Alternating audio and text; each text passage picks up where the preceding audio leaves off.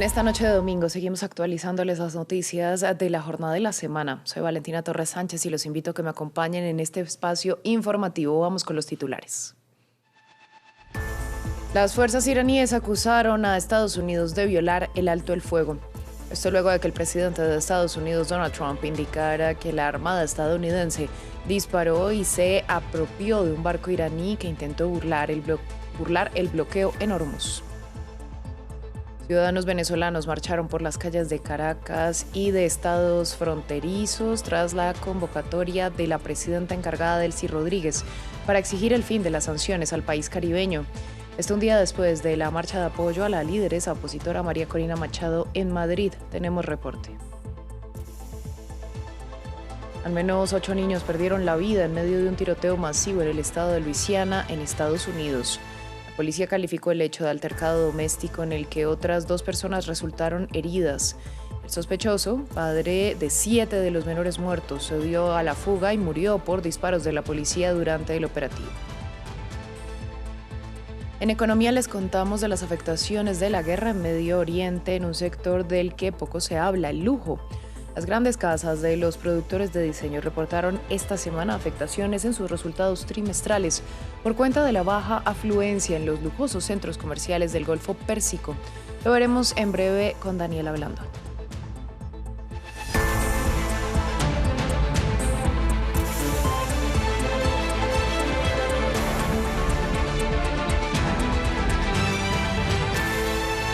Abrimos este informativo en Medio Oriente. El presidente de Estados Unidos, Donald Trump, confirmó que enviará una delegación este lunes a Pakistán para continuar la segunda ronda de negociaciones con la República de Irán. Sin embargo, hay confusión sobre la confirmación de Teherán. Entre tanto, la retórica bélica entre Irán y Estados Unidos aumenta por el estrecho de Hormuz, luego de que Washington disparara y capturara un buque iraní. Samuel Salgado Castro tiene los detalles. Cuenta regresiva para el fin de la tregua entre Irán y Estados Unidos el miércoles, y el futuro de la segunda ronda de negociaciones celebradas en Pakistán es incierto.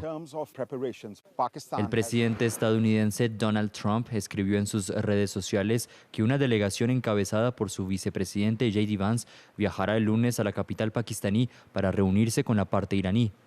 Pero desde la República Islámica la información es confusa sobre la continuidad de los diálogos, por lo que Trump, como es habitual, recurrió a las amenazas. Estamos ofreciendo un trato muy justo y razonable y espero que lo acepten porque si no lo hacen, Estados Unidos destruirá todas las centrales eléctricas y todos los puentes de Irán. Se acabó la amabilidad. Y el estrecho de Hormuz, por donde pasa el 20% del petróleo consumido a nivel mundial, sufre las consecuencias de la falta de consenso entre Washington y Teherán. Tras el nuevo bloqueo iraní, Estados Unidos reforzó sus actividades militares en esta vía marítima. Este video del ejército estadounidense muestra la incautación de un buque de carga iraní que intentaba burlar el bloqueo. Una violación del alto el fuego, según Irán, que amenazó con represalias.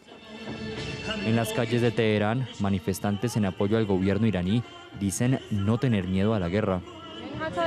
Incluso si se produce no solo un ataque, sino ataques continuos contra nuestro país, sin duda avanzaremos con mayor fuerza y autoridad.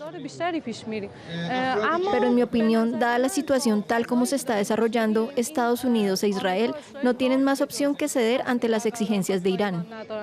Miles de personas han muerto a causa de los ataques estadounidenses e israelíes contra Irán, iniciados el 28 de febrero. Irán respondió con misiles y drones contra sus vecinos árabes que albergan bases estadounidenses. Seguimos en Medio Oriente. En su visita a Israel, el presidente de Argentina, Javier Milei, aseguró que la guerra que mantienen Tel Aviv y Washington contra Teherán es lo correcto. El mandatario ultraderechista expresó lo que llamó su firme apoyo a la guerra, que aseguró es contra el terrorismo, en medio de una declaración conjunta con el primer ministro de Israel, Benjamín Netanyahu, en la que también reiteró su intención de trasladar la embajada argentina a Jerusalén. En el encuentro, los líderes firmaron acuerdos de cooperación para luchar contra el terrorismo, el antisemitismo y el narcotráfico. Cambiamos de tema, vamos a Bulgaria. Los sondeos a boca de urna dan un triunfo contundente al partido del expresidente Rumen Radev.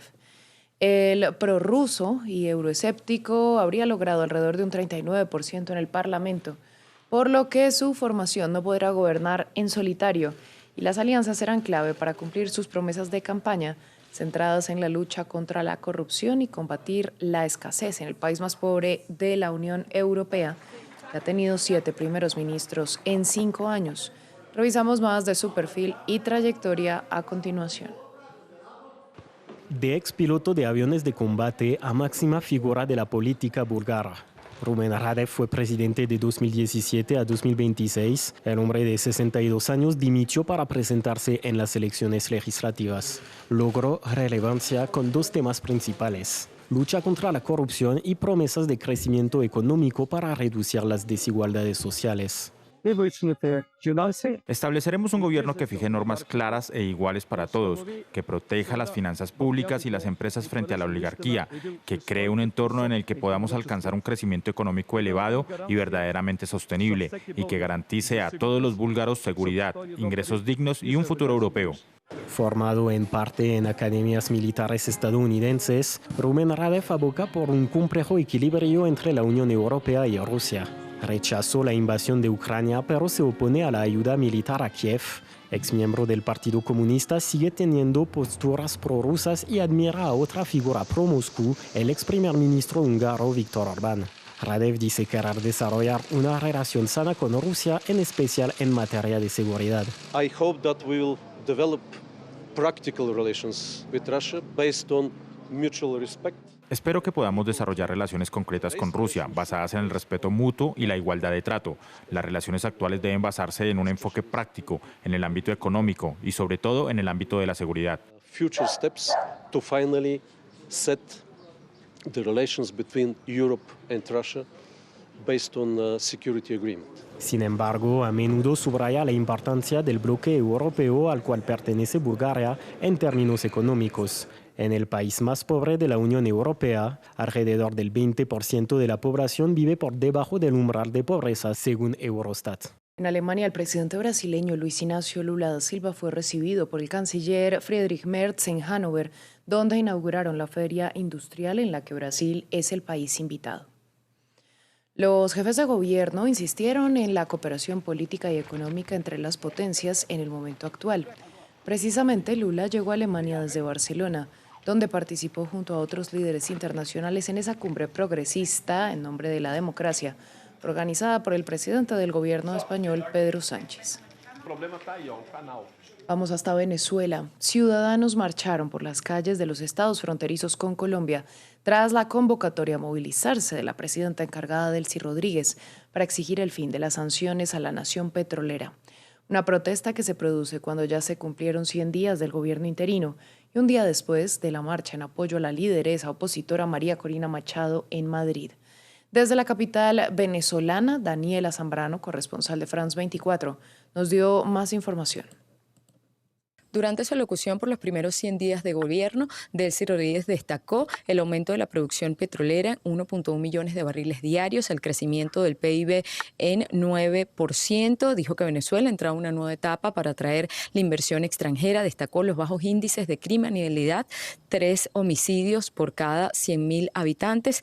Dijo además que se está abriendo un camino de reencuentro desprovisto de racismo y aseguró que más de 8.000 personas se han beneficiado por la ley de amnistía. Sin embargo, todavía hay duras críticas por parte de defensores de derechos humanos y familiares de presos políticos que tienen más de 100 días en vigilia en las distintas cárceles del país esperando liberaciones, y según el Foro Penal todavía hay más de 400 presos políticos tras las rejas, así como también han denunciado que se ha negado la ley de amnistía a algunas personas que habían sido detenidas y que hoy tienen libertad pero siguen en procesos judiciales. Delcy Rodríguez más temprano encabezó una caravana desde el estado Zulia en lo que han denominado una gran peregrinación por la paz, y consiste en movilizaciones simultáneas desde varios estados del interior del país que vendrán a Caracas el próximo 1 de mayo para exigir el cese y el levantamiento de las sanciones contra Venezuela por parte de Estados Unidos y de la Unión Europea.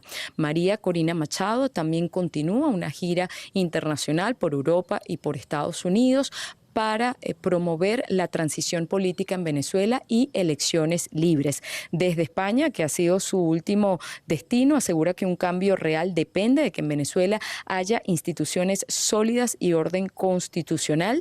Dijo que con estas manifestaciones multitudinarias de venezolanos por todo el mundo se ha enviado un mensaje, y es que Venezuela será libre porque así lo decidieron los venezolanos. Durante una entrevista con la agencia española EFE, María Corina Machado se desmarcó de las ofensas contra Delcy Rodríguez durante la manifestación que hubo en la Puerta del Sol. Aseguró, y leo palabras textuales: jamás escucharán de mí una palabra o una expresión que juzgue o descalifique a una persona por su religión, por género o por raza. Continúa la tensión entre los presidentes de Colombia y Ecuador. Este domingo, Gustavo Petro comunicó que denunciará penalmente a su homólogo Daniel Noboa por calumnias, al haber declarado que el mandatario colombiano se reunió con el líder narcotraficante alias Fito en la localidad ecuatoriana de Manta. Las acusaciones que Petro rechaza se dan en el marco de la guerra arancelaria declarada por Quito a Bogotá y de incidentes en las operaciones militares contra grupos transfronterizos. He decidido demandar penalmente al presidente Noboa por su calumnia. El mismo Noboa dio la orden, como debe ser, para que el ejército ecuatoriano en todo momento, día y noche, me cuidaran en Manta, a donde fui el día de su posesión, a la que asistí, y me trató con displicencia solo porque pedí la libertad del preso político Jorge Glass, ciudadano colombiano y ex vicepresidente de la República del Ecuador. No sé si ir a algún lugar del Ecuador implique sospecha de contactos oscuros. Manta es un lugar hermoso que vale la pena conocer. En Estados Unidos, un hombre mató a 8 niños en un tiroteo masivo en Luisiana, en un episodio en el que 10 personas recibieron disparos. Las autoridades describieron el hecho como violencia doméstica. El sospechoso se dio a la fuga en un vehículo robado y murió en medio de la persecución. La policía confirmó que el tirador era padre de 7 de los menores asesinados. El sospechoso es el padre de todos estos niños, entonces en este caso es completamente un incidente doméstico. El sospechoso disparó primero a la madre del niño, luego disparó a 8 niños, 7 de los cuales eran suyos. Había un niño adicional en esta residencia que no era pariente suyo. Sin embargo, ya saben, todavía estamos trabajando en las relaciones y quién es quién, pero es una escena muy caótica. Hay mucho que investigar, mucho que esclarecer y queremos hacer lo mejor que podamos. Vamos hasta Angola. El Papa León XIV avanza en su gira africana. Este domingo celebró una multitudinaria misa en Luanda, la capital de ese país. El líder de la Iglesia Católica celebró el cese del fuego en Líbano, que de hecho fue mediado por Donald Trump, con quien el pontífice ha cruzado varias críticas en los últimos días.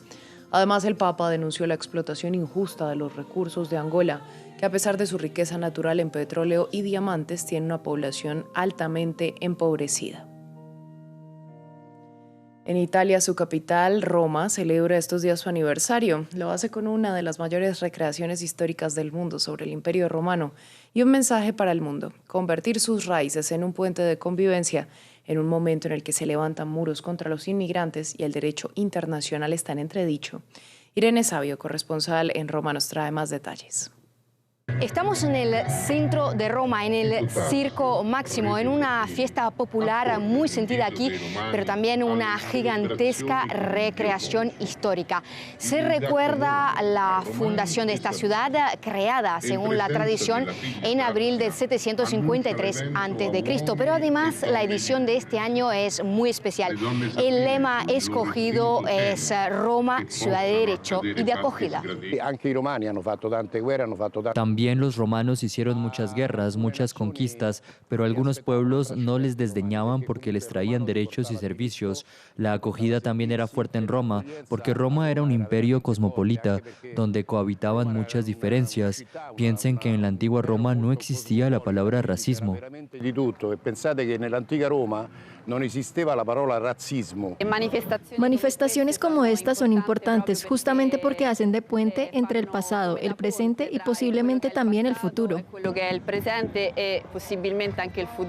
En Italia, alrededor del 80% de la población está en contra de las últimas guerras y también del desprecio del derecho internacional. Por eso la edición de este año ha adquirido un mayor significado político. Participan 1.300 recreadores históricos, también llegados de 17 países europeos y una delegación de Taiwán. Podemos recordar el ejemplo muy anterior, lógicamente, a Caracalla, de San Pedro. San Pedro era ciudadano romano y era judío. La grandeza de Roma, dicen aquí, no estuvo solo en sus conquistas, que además a menudo fueron violentas. Estuvo sobre todo en su capacidad de integrar pueblos, culturas y religiones distintas, respetando además leyes comunes. Un mensaje que hoy, casi 3000 años después, vuelve a resonar con fuerza desde esta ciudad.